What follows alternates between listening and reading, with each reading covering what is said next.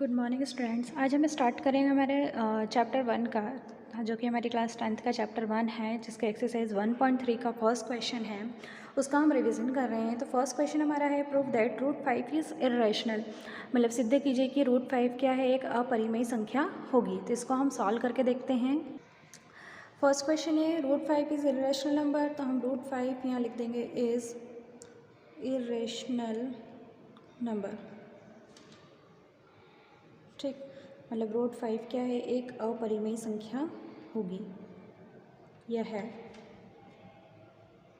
ये आपको प्रूफ करना है। इसके लिए हमें कुछ इसकी थ्योरम्स को यूज़ करना पड़ेगा। थ्योरम मतलब थोड़ा सा थ्योरिकल पार्ट इसमें आएगा। तो हम यहाँ पर स्टार्टिंग करते हैं। हम सबसे पहले ये सपोज कर लेते हैं कि रूट 5 क्या है, एक रैशनल नंबर है। फिर इसका कॉन्ट्रडिक्शन निकाल के हम इसको क्या प्रूफ कर देंगे कि रूट 5 क्या है, एक इर्रेशनल नंबर होगा। ठीक, तो हमें यहाँ लिखते हैं, let us assume to the contrary that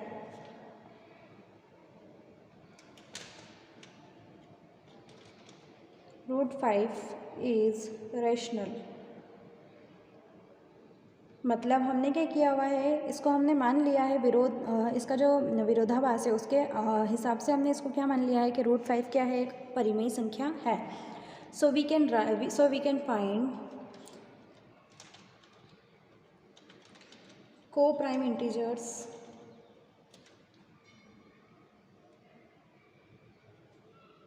A and B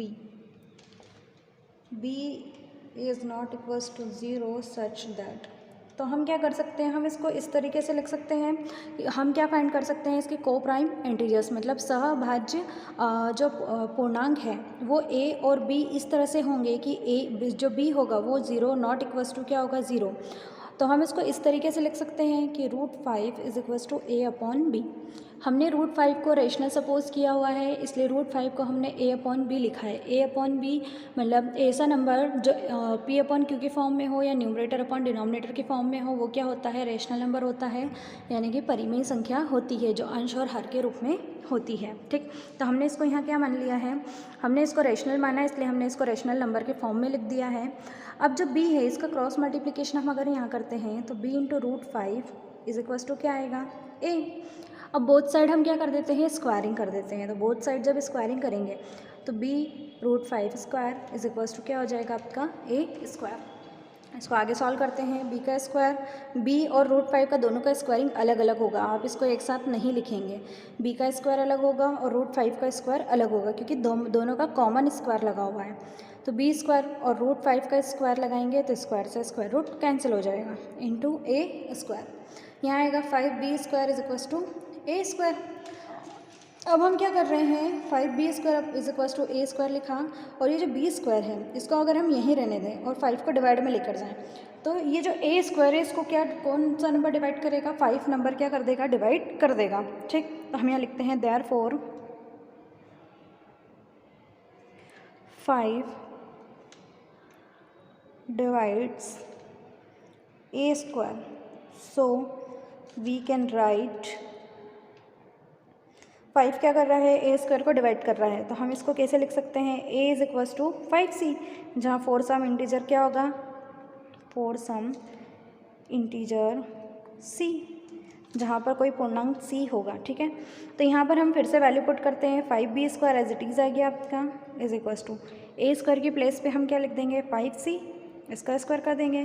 तो 5B square is equals to 5 5 ज़ा 25, C स्क्वायर आया। अब हम यहाँ लिखते हैं, this means that 5 divides B square. मतलब यहाँ क्या हो रहा है, 5 किसको डिवाइड कर रहा है, B स्क्वायर को डिवाइड कर रहा है। Therefore A and B have at least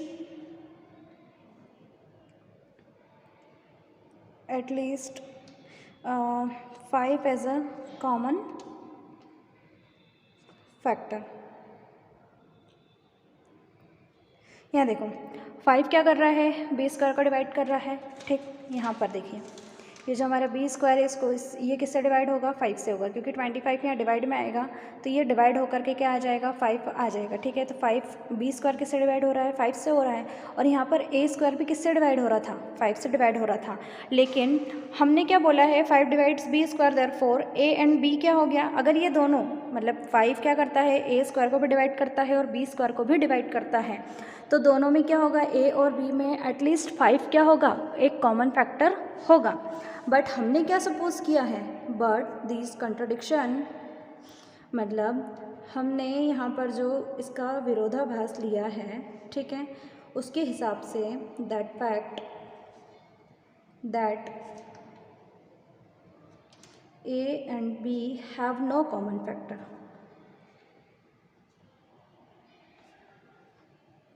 other than 1, मतलब इन दोनों में 1 के अलावा कोई और कॉमन फैक्टर है ही नहीं। इसलिए जो हमने एज्यूम्शन किया था तो हम लास्ट में लिखेंगे this contradicts arise because of our incorrect assumption, so we can conclude that √5 is irrational. ये देखिए हमने यहाँ पर जो क्या हमने जो मतलब एज्यूम्शन किया था कि √5 क्या है, रेशनल नंबर है, वो हमारा एज्यूम्शन मतलब हमने जो माना था वो क्या हो गया है, गलत हो गया है, उसका विरोधाभास आ गया है। तो √5 क्या हो जाएगा आपका, इर्रेशनल हो जाएगा, अपरिमेय संख्या हो जाएगी। सेम प्रोसेस से हम सेकंड क्वेश्चन भी सॉल्व करेंगे। पूरा का पूरा थ्योरम आपको वही लिखना है, सिर्फ डिजिट चेंज हो जाएगी। Let us assume to the contrary that 3 + √5 is irrational, so we can find coprime integer a and b is not equals to 0 such that. यहाँ भी हम क्या कर रहे हैं, 3 + 2 √5 को क्या सपोज कर रहे हैं, रेशनल नंबर सपोज कर रहे हैं।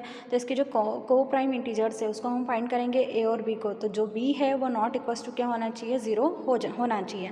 ठीक है, तो इसको भी हमने किसके इक्वल लिख दिया है, a/b के इक्वल लिख दिया हुआ है। ठीक है, अब 3 + 2 कितना हो जाएगा, सॉरी 3 यहाँ से जो 3 है वो ट्रांसफ़र होकर इधर आएगा, क्योंकि यहाँ पर √5 है लेकिन यहाँ पर √5 नहीं है, इसलिए इसको हमें ट्रांसफ़र करना पड़ेगा।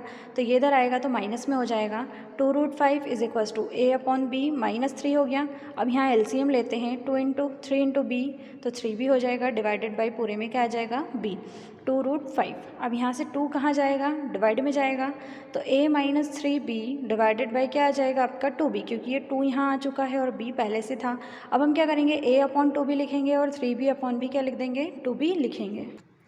√5 इज इक्वल्स टू, हमने a के डिवाइड में 2b लिखा, -3b के डिवाइड में भी 2b लिखा, b से b कैंसिल हो गया, a/2b -3/2 आया। अब यहाँ पर हम क्या करते हैं, since a and b are integer, a और b क्या है इसमें इंटीजर से पूर्णांक है। ठीक है, वी गेट, अब हमको क्या मिला है, a/2b मिला है और 3/2 लिखा है, is rational and so √5 is rational, क्योंकि ये पूरा रैशनल नंबर है तो इसलिए √5 भी क्या होगा, रेशनल होगा। But this contradiction the fact that √5 is irrational, मतलब हमने इसका विरोधाभास अभी निकाला था कि √5 क्या है, एक इर्रेशनल नंबर है, अपरिमेय संख्या है।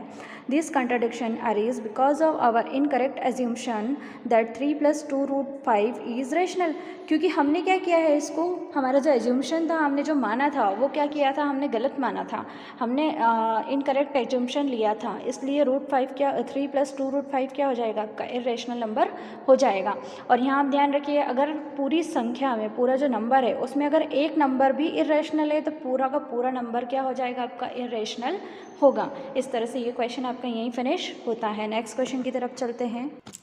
इस चैप्टर की लास्ट एक्सरसाइज है 1.4, इसका भी हमें एक क्वेश्चन यहाँ पर सॉल्व करके देखना चाहिए, क्योंकि ये मेथड हमको आनी चाहिए। ठीक है, without actually performing the long division state whether the following rational number will have a terminating decimal expansion और non terminating repeating decimal expansion.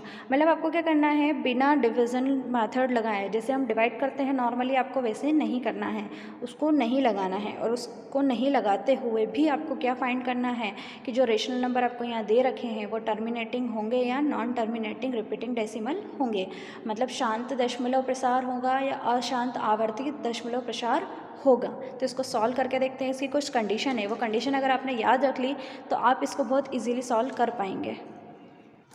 यहाँ पर मैंने लिखा है शांत दशमलव यानी टर्मिनेटिंग डेसिमल, और यहाँ लिखा है नॉन टर्मिनेटिंग यानी अशांत दशमलव। अब दोनों में डिफरेंस क्या है, ठीक है, दोनों को हम कैसे सॉल्व करेंगे। तो सबसे पहले तो ये आपको पता होना चाहिए कि शांत दशमलव होता क्या है और अशांत होता क्या है। तो शांत का मीनिंग ये होता है, आपने देखा होगा कभी कभी हम क्या करते हैं, डिवाइड करते हैं, तो डिवाइड करते टाइम कुछ नंबर ऐसे होते हैं जो बार बार आते रहते हैं, जैसे 6 आया, फिर रिमाइंडर कुछ बचा, फिर 6 आया, फिर 6 कंटिन्यू 6 आता रहता है। कभी कभी 2 डिजिट क्या हो जाती है, रिपीट हो जाती है, 393939 हो जाती है। कभी कभी उससे ज़्यादा नंबर रिपीट हो जाते हैं, और कभी तो ऐसा होता है कि 1 2 3 4 तक हमने सॉल्व किया और नीचे रिमाइंडर कुछ ऐसा बचा कि फिर से 1 से स्टार्टिंग हो जाती है, ठीक है। तो ये क्या होता है, ये नंबर जब तक ख़त्म नहीं होता है, जब ख़त्म हो जाए तब तो वो शांत दशमलव होगा, लेकिन ख़त्म नहीं होता है तो वो क्या हो जाता है, अशांत हो जाता है, ठीक। अब इसको निकालना है तो इतना बड़ा डिवाइड करने से अच्छा एक शॉर्ट मेथड है कि आप अगर क्या करें, यहाँ पर अगर कोई नंबर है, क्या है, रेशनल नंबर है, ठीक है, न्यूमरेटर अपॉन डिनोमिनेटर के फॉर्म में है, मतलब अंश बटे हर के रूप में है, ठीक, यहाँ पर तो अंश और हर के रूप में है, न्यूमरेटर अपॉन डिनोमिनेटर के फॉर्म में है। तो यहाँ पर जो नंबर होगा, न्यूमरेटर में तो कोई इफेक्ट नहीं आएगा, लेकिन डिनोमिनेटर में जो नंबर है उसके फैक्टर अगर 2 की पावर n और 5 की पावर m के फॉर्म में हो, 2 की पावर n और 5 की पावर m के फॉर्म में हो, तो ये क्या होगा, टर्मिनेटिंग होगा, अदरवाइज ये नॉन टर्मिनेटिंग होगा, ठीक है। अब इसको कैसे पहचानेंगे, तो इसके लिए कंडीशन है, डिनोमिनेटर में अगर कोई नंबर के फैक्टर 2 की पावर m 5 की पावर m के फॉर्म में है तो टर्मिनेटिंग, अगर डिनोमिनेटर में 2 की पावर n के फॉर्म में, मतलब सिंगल नंबर है सिर्फ 2 की पावर n, तो भी टर्मिनेटिंग होगा। अगर सिंगल नंबर 5 की पावर m के फॉर्म में है तो भी टर्मिनेटिंग होगा। लेकिन अगर यहाँ पर 2 की पावर n 5 की पावर m तो है, लेकिन साथ में अगर सपोज 3 की पावर q आ गया, मतलब एक और नंबर यहाँ पर डिजिट हो गया, फैक्टर यहाँ पर क्या हो गया, ऐड हो गया, तो ये नॉन टर्मिनेटिंग होगा। आगे देखें, अगर सिंगल 2 की पावर n है और 3 की पावर q है तो भी नॉन टर्मिनेटिंग होगा। अगर 5 की पावर m और 3 की पावर q है तो भी नॉन टर्मिनेटिंग होगा। मतलब सिर्फ 2 और 5 के फॉर्म में ही आपका सारा नंबर आना चाहिए, या तो 2 5 के फॉर्म में आ जाए, या 2 सिंगल आ जाए, 5 सिंगल आ जाए। ये नंबर्स अगर आते हैं तो नॉन टर्मिनेटिंग आपका होगा। तो हम क्वेश्चन सॉल्व करके इसको देखते हैं एक बार। अभी आपका फर्स्ट क्वेश्चन है, इसमें नॉर्मली आपको सिर्फ देखकर बताना है कि टर्मिनेटिंग है या नहीं है। यहाँ पर मैंने इसको पूरा सॉल्व करके भी दिखाया है कि टर्मिनेटिंग है, तो इसका फाइनल आंसर क्या आएगा, ठीक। तो यहाँ पर हमने 3125 के फैक्टर किए हैं। फैक्टर करना सभी को आता है, फैक्टराइजेशन मेथड से आप फैक्टर कर लीजिए। 13 अपॉन इसका फैक्टर आया 5 × 5 × 5 × 5, कितने टाइम आया, 5 टाइम आया, तो मैंने 5 की पावर क्या लिख दिया, 5। Hence of is 5 to the power 5 which is of the form of 2n 5m, मतलब ये किस फॉर्म में आ रहा है, 2n 5m के फॉर्म में आ रहा है, जिसमें यहाँ पर 2 है नहीं, तो इसलिए इसकी पावर क्या आ जाएगी, 0।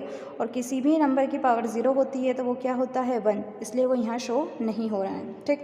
और n 5 की पावर m कितना है, यहाँ से 5 है, मतलब m कितना है, 5 है, मतलब 5 की पावर में कुछ ना कुछ है, और सिंगल 5 है, इसलिए क्या होगा, एक टर्मिनेटिंग डेसिमल एक्सपांशन होगा। तो the rational number 13/3125 as the terminating, ये क्या होगा, टर्मिनेटिंग होगा।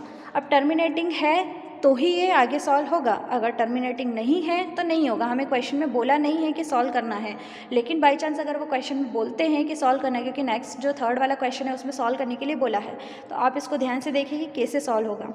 हमने जो फैक्टर किए थे उसको लिखे। अब मैं अगर यहाँ पर 10 बना दूँ, डिनोमिनेटर में क्या बना दूँ, 10 100, मतलब ऐसा कोई नंबर बना दूँ जिसके 1 के आगे क्या आ जाए, 0 0 0 लग जाए, तो हमें डिवाइड करना बहुत इजी हो जाएगा। इसलिए हमने यहाँ क्या किया है, 13/5 to the power 5 तो आपका पहले से ही था, 2 की पावर 5 से मल्टीप्लाई और 2 की पावर 5 से डिवाइड कर दिया है, क्योंकि इन दोनों को जब हम कैंसिल करेंगे, इनको अगर हम हटा दें तो हमारा जो ओरिजिनल नंबर है ये वाला, ये फिर से आ जाएगा। मतलब आप दोनों में सेम चीज़ें कर सकते हो, प्लस दोनों साइड प्लस भी कर सकते हो, दोनों साइड माइनस भी कर सकते हो। कंडीशन ये होनी चाहिए कि वो कैंसिल होकर फिर से उसके ओरिजिनल फॉर्म में आना चाहिए। 13 × 2 की पावर 5 है, तो इसको कितने टाइम लिखेंगे, 5 टाइम लिखेंगे, और 5 की पावर 5 2 की पावर 5, तो ये क्या बन जाएगा, 2 × 5 की पावर 5। आपने ये नंबर्स, आपने ये फार्मूला देखा होगा कि a की पावर m है और b की पावर भी m है, ठीक है। एक्सपोनेंट्स के जो रूल्स होते हैं उसके अकॉर्डिंग, घातांक के नियम के हिसाब से, तो ये दोनों बेस इंटू में हो जाएंगे और दोनों की पावर कॉमन हो जाएगी। तो ऐसे ही यहाँ पर हुआ है 5 इंटू 2, उसकी पावर क्या आ गई, 5 आ गई है। अब 5 टू ज़ा 10, 10 की पावर 5 है, ऊपर ऊपर तो मल्टीप्लिकेशन ही आया। अब 10 की पावर 5, दैट मीन्स इसको कितने टाइम जीरो लगाएंगे, 5 टाइम। अब पॉइंट यहाँ सपोज करते हैं और 5 डिजिट इसको इधर लेकर जाते हैं, तो यहाँ 3 डिजिट है, तो आगे आप क्या लगा दो, 2 जीरो लगा दो और यहाँ पॉइंट, तो 0.00416 आपका फाइनल आंसर आएगा। इस तरीके से आपको सिर्फ टर्मिनेटिंग और नॉन टर्मिनेटिंग ही शो करना है। देखिए यहाँ सिर्फ हमने टर्मिनेटिंग और नॉन टर्मिनेटिंग ही लिखा है, इसके अलावा कुछ और नहीं लिखा है। मैंने फर्स्ट क्वेश्चन था इसलिए उसको पहले से क्या किया है, पूरा सॉल्व करके दिखा दिया ताकि आगे कोई कंडीशन आई एग्जाम में अगर पूछ ले तो आपको इतना सॉल्व करना आना चाहिए। इस तरह से आपका चैप्टर 1 का रिवीजन यहीं फिनिश होता है।